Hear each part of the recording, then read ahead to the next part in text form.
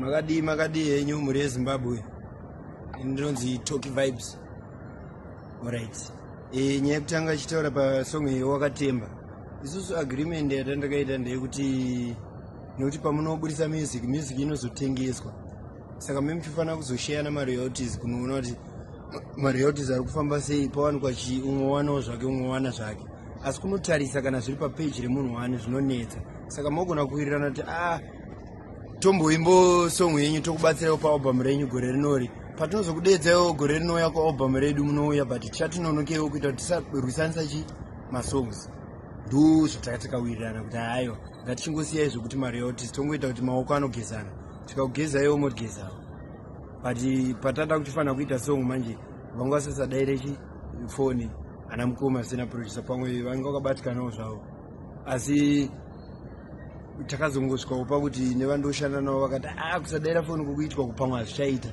Zvadi kuti tungobvisa hedu song yacho tongoziva kuti hapana ari kubenefita anything because song already audio yanga yakapinda million views, video yakapinda yanga kuda kutopinda 2 million. Saka kurova kuti pane mari iri bo. Asi titorinawo kwawanda vatikaimba nawo macollaboration.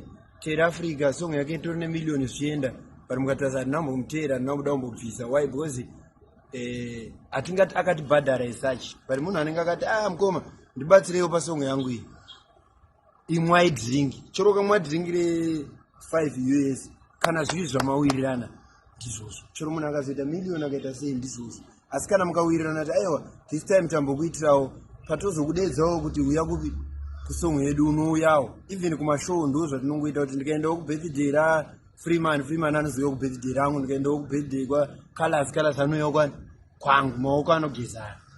Saka ndo zvotataka but takazotadza kunzwanana ipapo dzama management yangu yaita sei yabvisa song.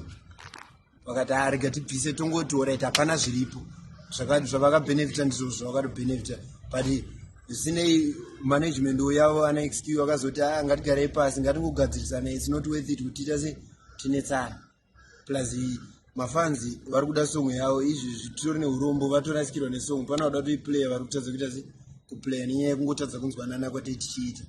Saka izvi tiri pakutaurirana zvokuti mai manje pamwe song vanogona kuzoiona yadi yadzokera painternet because vati vakuuyawo kuti tongoitawo song yedu sezvavanga vakataura. Chero zvikasanobuda hayo iri bo but isitangoti tingachati chii. Kana munhu hatisori kana vanhu vati ngatigadzirisane munongogadzirisana. Imba inovakwa nemashoko kaipudzwa futi nechi